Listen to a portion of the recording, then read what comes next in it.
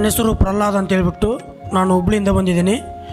ನಾನು ಯೂಟ್ಯೂಬ್ ಮುಖಾಂತರ ಇಲ್ಲಿ ಸರ್ದು ವಿಡಿಯೋ ನೋಡ್ತಾ ಇದ್ದೆ, ಲಕ್ಷ್ಮೀ ಮೇಡಮ್ಮು ಮತ್ತು ಸರ್ದು. ಫಸ್ಟ್ ಟೈಮ್ ವಿಡಿಯೋ ನೋಡಿದೆ. ಫಸ್ಟ್ ಟೈಮ್ ವಿಡಿಯೋ ನೋಡಿದಾಗ ಇದೇನು ಬಿಡಪ್ಪ ಇಂಥವೆಲ್ಲ ತುಂಬ ಬರ್ತಾ ಇದೆ ಅಂತ ನೋಡಿದೆ. ಸೆಕೆಂಡ್ ಟೈಮು ಮತ್ತೆ ವಿಡಿಯೋ ಬಂತು, ಸಬ್ಸ್ಕ್ರೈಬ್ ಆಗಿದೆ. ಅವತ್ತಿಂದ ನಾನು ಅಫರ್ಮೇಷನ್ ಮಾಡ್ತಾಯಿದ್ದೆ. ಅಫರ್ಮೇಷನ್ ಮಾಡ್ತಾ ಸ್ವಲ್ಪ ನಂದು 3 ದಿನ ಮಾಡಿದೆ. 10,000 ಅಮೌಂಟ್ ಬಂತು ನನಗೆ. 10,000 ಅಮೌಂಟ್ ಅಂತಂದರೆ ನಾನು ಒಬ್ಬರು ಕೊಡಬೇಕಾಗಿದ್ದರು. ಅದು 3 ದಿವಸದಲ್ಲೇ ನನಗೆ 10,000 ಅಮೌಂಟ್ ಬಂತು. ಮತ್ತು ನಮ್ಮ ಮನೇಲಿ ಹೇಳಿದೆ ನನ್ನ ವೈಫ್ಗೆ, ಇಲ್ಲ ಈ ಥರ ಮಾಡಿದೆ ಹಿಂಗೆ ಬಂತು ನೋಡು ಅಂತ ಹೇಳಿದೆ. ಅವರು ನನಗಿಂತ ಜಾಸ್ತಿ ಅವರೇ ನೋಡೋಕತ್ತರು. ಡಿಸೆಂಬರ್ 24ರಲ್ಲಿ ಇಲ್ಲಿ ಫಂಕ್ಷನ್ ಇದೆ, ಹೆಂಗೆ ಮಾಡೋಣ ಅಂತ ಹೇಳಿದರು. ಅವರೇ ದುಡ್ಡು ಕೊಟ್ಟು ಅವರೇ ನಂಗೆ ಕಳಿಸಿದ್ದಾರೆ. Thank you universe, thank you so much universe.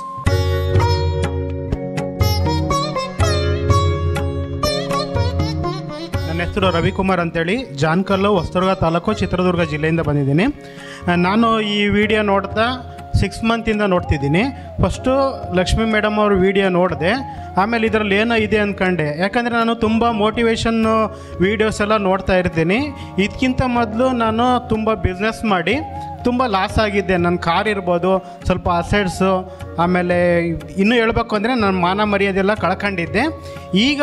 ನಾನೀಗ ಅಫರ್ಮೇಷನ್ ಏನು ಮಾಡ್ತಿದ್ದೀನೋ ಇದರಿಂದ ನನಗೆ 100ಕ್ಕೆ 100% ನಾನು 100 ಕೋಟಿ ನಾನು ಅರ್ನ್ ಮಾಡ್ತೀನಿ ಅಂತ ನನಗೆ ಧೈರ್ಯ ಬಂದಿದೆ. ಜೊತೆಗೆ ನಾವು ಏನು ನಮ್ಮ ಬಾಡಿ ಹೆಂಗೆ ಹಿಡ್ಕೋಬೇಕು, ನಾವು ಹೆಣ್ಮಕ್ಳಿಗೆ ಯಾವ ರೀತಿ ರೆಸ್ಪೆಕ್ಟ್ ಕೊಡಬೇಕು ಅಂತ ನಾನು ಎಲ್ಲೂ ಕೇಳಿರಲಿಲ್ಲ. ಅಷ್ಟು ಒಂದು ನನಗೆ ಈ ಕ್ಲಾಸಲ್ಲಿ ಜ್ಞಾನ ಸಿಕ್ಕಿದೆ. Thank you Guruji. ಆಮೇಲೆ ಇದರಿಂದ ನನಗೇನು ತಿಳಿತು ಅಂತಂದರೆ, ನಾವು ಏನು ಮಾಡ್ತಿದ್ದೀವಿ ಅಂತ ನಮಗೆ ಗೊತ್ತಿರಲಿಲ್ಲ. ನಮ್ಮ ಸಾಲ ಎಷ್ಟಿದೆ, ನಮ್ಮ ಇನ್ಕಮ್ ಎಷ್ಟಿದೆ, ನಮ್ಮ ಲಾಸ್ ಎಷ್ಟಿದೆ ಅಂತ ನಮಗೆ ಗೊತ್ತಿರಲಿಲ್ಲ. ಈಗ ಅದನ್ನು ಟ್ರ್ಯಾಕ್ ಮಾಡಬೇಕು ಅಂತ ಗೊತ್ತಾಯಿತು. ಜೊತೆಗೆ ಪರ್ಸು ಹೆಂಗೆ ಬೇಕಂಗೆ ಇಟ್ಕೊಳೋದು, ಎಲ್ಲಿ ಬೇಕಲ್ಲಿ ಬಿಸಾಕೋದು ಮಾಡ್ತಿದ್ವಿ. ಈಗ ಇದೇ ರೀತಿ ಇಟ್ಕೋಬೇಕು ಅಂತ ನಮಗೆಲ್ಲ ಗೊತ್ತಾಗಿದೆ. ಥ್ಯಾಂಕ್ ಯು, ಮಾತಾಡಲಿಕ್ಕೆ ಅವಕಾಶ ಕೊಡೋದಕ್ಕೆ ಥ್ಯಾಂಕ್ ಯು.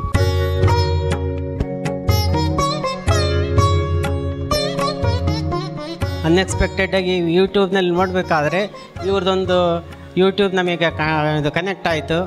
ಲಕ್ಷ್ಮೀ ಮೇಡಮ್ ಅವರ ಒಂದು ಮೋಟಿವೇಶನ್ ಮಾತುಗಳು, ಗುರೂಜಿ ಅವರ ಒಂದು ಮಾತುಗಳು ನೋಡ್ತಾ ದಿನ ಅವನ್ನೇ ನೋಡ್ತಾ ಇದ್ವಿ. ಆಮೇಲೆ ಇಲ್ಲಿ ಬರಬೇಕಂತೇಳಿ ಸುಮಾರು ಒಂದು 2-3 ತಿಂಗಳಿಂದ ಪ್ರಯತ್ನ ಮಾಡ್ತಾಯಿದ್ದೆ. ಆದರೆ ಅವ್ರ ಗುರುಗಳು ಒಂದು ಮಾತು ಹೇಳಿದರು, ನಿಮ್ಮ ಕರ್ಮ ಕಳೆದ್ರೆ ಮಾತ್ರ ಇಲ್ಲಿ ಬರೋಕ್ಕಾಗುತ್ತೆ ಅಂತೇಳಿ. ಮೋಸ್ಟ್ಲಿ ನನ್ನ ಕರ್ಮ ಕಳೆದಂಗೆ ಇದೆ, ಆದ ಕಾರಣ ಇಲ್ಲಿ ಬಂದಿದ್ದೀನಿ. ಸುಮಾರು ನನ್ನ ಒಂದು 18-20 ಸ್ನೇಹಿತರಿಗೆ ನಾನು ಸುಮಾರು ದುಡ್ಡು ಕೊಟ್ಟಿದ್ದೀನಿ. ನಾನು ಯಾರ ಹತ್ರ ಸಾಲ ತೊಗೊಂಡಿಲ್ಲ, ನಾನೇ ಕೊಟ್ಟಿದ್ದೀನಿ. ಅದು ವಾಪಸ್ ಬಂದಿಲ್ಲ, ಇಲ್ಲಿವರೆಗೂ ವಾಪಸ್ ಬಂದಿಲ್ಲ. ತಗೊಳ್ತಾರೆ, ಕೊಡಲ್ಲ. ನಮ್ಮ ಕೈಲಿಂದ ಏನು ಒಂದು 10 ರೂಪಾಯಿ ಯಾರಿಗೇನೋ ಕೊಟ್ಟರು ವಾಪಸ್ ಬರೋಲ್ಲ. ಅಂಥ ಒಂದು ನಂದು ಪೂರ್ವ ಜನ್ಮದ ಏನಾಯಿತೋ ಗೊತ್ತಿಲ್ಲ. ಅದಕ್ಕೆ ಇಲ್ಲರ ಬಂದ್ರೆ ಅಂತ ಒಂದು ಕರ್ಮ ಕಾಳದು ನನ್ನ ದುಡ್ಡು ನನಗೆ ವಾಪಸ್ ಬಂದರೆ ಸಾಕಾಯ್ತು ಅಂತ ಅಂದ್ಕೊಂಡಿದ್ದೀನಿ. ಗುರುಗಳು ಕೊಟ್ಟಿರ್ತಕ್ಕಂಥ ಒಂದು ಉದಾಹರಣೆಗಳು, ಚಾಣಕ್ಯ ನೀತಿ ಆಗಿರ್ಬೋದು, ರಾಮಾಯಣ ಮಹಾಭಾರತ ಆಗಿರ್ಬೋದು, ಗಾಂಧೀಜಿ, ಅಬ್ದುಲ್ ಕಲಾಂ ಮುಂತಾದ ಒಂದೊಂದು ಸೆಂಟೆನ್ಸ್ಗಳು ನಮಗೆ ಎಷ್ಟು ಪ್ರಭಾವ ಬೀರ್ತಾವಂದರೆ ನಮ್ಮ ಜೀವನವನ್ನು ಪರಿವರ್ತನೆ ಮಾಡ್ತಕ್ಕಂಥ ಒಂದು ಸೆಂಟೆನ್ಸ್ಗಳು ಅವು ಆಗಿರ್ತಾವಂತ ನಾನು ಇವತ್ತು ಕಂಡುಕೊಂಡಿದ್ದೀನಿ. ಅವನ್ನ ಇನ್ಮೇಲೆ ನಾನು ಫಾಲೋ ಮಾಡ್ತೀನಿ.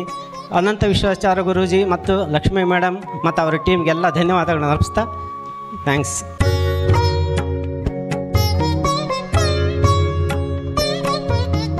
ಸಾಲ ವಾಪಸ್ ಕೊಟ್ಟು ಭತ್ತ ಬಿಟ್ಟರೆ ಸಾಲ ತೀರ್ಸ್ಕೊಂತಾರಂತ ಬೇರೆ ಅಂಗಡಿ ಬಿಟ್ಬಿಡ್ತಾರೆ.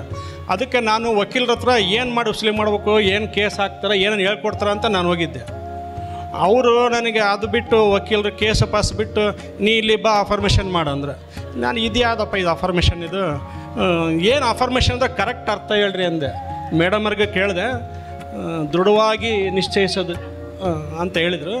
ಅದೇ ಈಗ ಮಾಡಿದ್ರೆ ಹೆಂಗೆ ಆಗುತ್ತೆ ಅಂತ ನನಗೆ ಕ್ಲಿಯರಿಟಿ ಇಲ್ಲ. ಎಲ್ಲರೂ ಹೇಳಿದ ಮೇಲೆ, ಮುಂಚೆ ಮಾಡಿದ್ರೆ ನೋಡಿದ ಮೇಲೆ ಸ್ವಲ್ಪ ನನಗೆ ಅಹಂ ಬ್ರಹ್ಮಾಸ್ಮಿ, ತತ್ವಮಸಿ ಆಧ್ಯಾತ್ಮಿಕ ಜ್ಞಾನ ಇದೆ. ಆ ಆಧ್ಯಾತ್ಮಿಕ ಜ್ಞಾನದಿಂದಲೇ ನಾನು ರೈತರಿಗೆಲ್ಲ ಒಳ್ಳೆಯದಾಗಲಿ ಅಂತಲೇ ಸಾಲಕ್ಕೆ ಕೊಟ್ಟಿರೋದು. ನಾನು ಪ್ರಾಮಾಣಿಕವಾಗಿ ಕೊಟ್ಟನಿ, ಪ್ರಾಮಾಣಿಕವಾಗಿ ಬಂದೇ ಬರುತ್ತೆ ಅಂತ ನಾನು ಕೊಟ್ಟಿದ್ದಾನೆ. ಆದರೆ ಕೆಲವೊಬ್ಬರು ಒಳ್ಳೆಯರ್ಕಿನ್ನ ಸುಳ್ಳ್ರೆ ಭಾಳ ಚೆನ್ನಾಗಿ ಮಾತಾಡಿ ದುಡ್ಡು ಇಸ್ಕೊಳ್ತಾರೆ. ಹಂಗಾಗಿ ನನಗೆ ಕನ್ಫ್ಯೂಷನ್ ಆಗಿದೆ, ಯಾರಿಗೆ ಕೊಡಬೇಕು, ಯಾರಿಗೆ ಬಿಡಬೇಕು.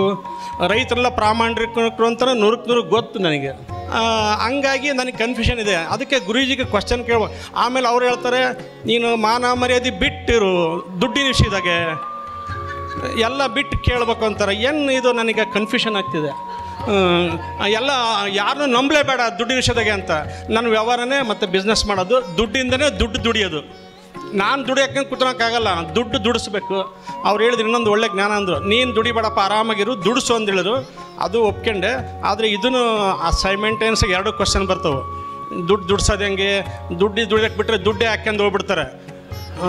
ಹಂಗಾಗಿ ನಾನು ಕನ್ಫ್ಯೂಷನ್ ಇಲ್ದಾನೆ, ನನಗೆ ಕ್ಲಿಯರಿಟಿ ಬೇಕು. ಅಫರ್ಮೇಷನ್ ನಾನು ಭಗವಂತನ ಭಕ್ತ, ನಾನು ಧ್ಯಾನ ಮಾಡ್ತಿರೋದಕ್ಕೆ ನನಗೆ ಇನ್ನೂ ಜಾಸ್ತಿ ದುಡ್ಡು ಬಂದಿದೆ.